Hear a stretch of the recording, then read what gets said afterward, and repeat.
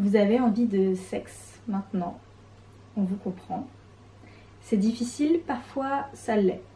Si vous y pensez souvent, si cela vous rend triste du matin au soir, si vous vous sentez déprimé, tendu, à bout, alors nous avons la solution.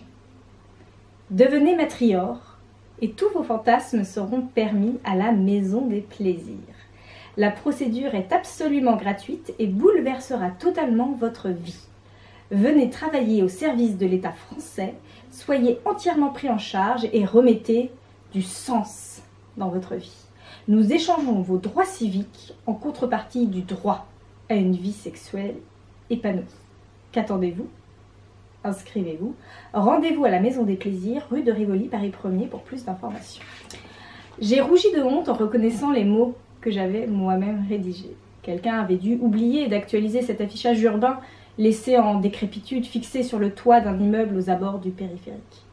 Notre tout premier appel au matriore suintait encore de mon manque d'expérience en communication. C'est bien simple, tout était à côté de la plaque.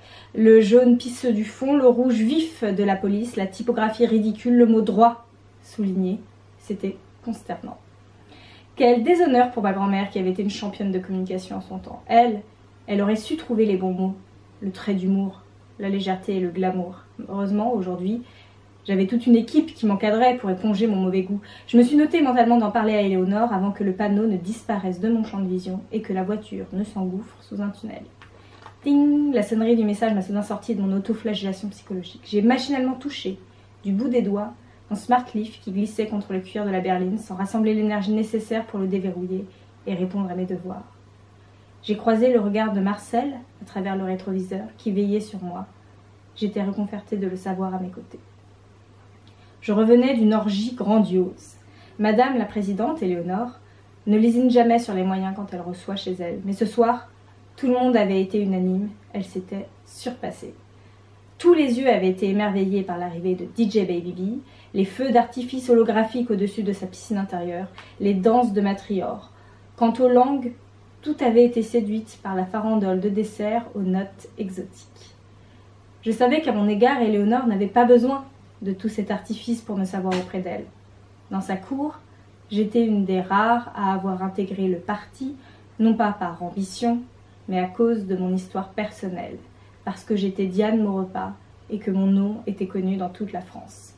Je n'avais que peu d'appétence pour la politique, mon héritage en avait décidé autrement.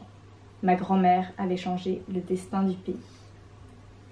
J'ai ouvert le col de ma robe pour m'aérer, je transpirais à grosses gouttes et je sentais l'odeur musquée d'une longue journée de labeur s'échapper par mon cou.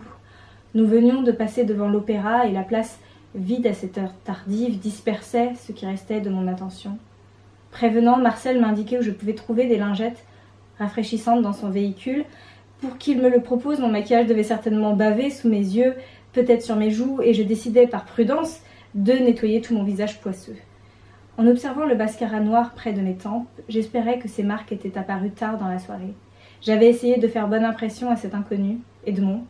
D'ordinaire, je ne remarque pas les hommes libres, mais lui était particulièrement élégant, et les discours qu'il m'avait tenus étaient d'une intelligence redoutable.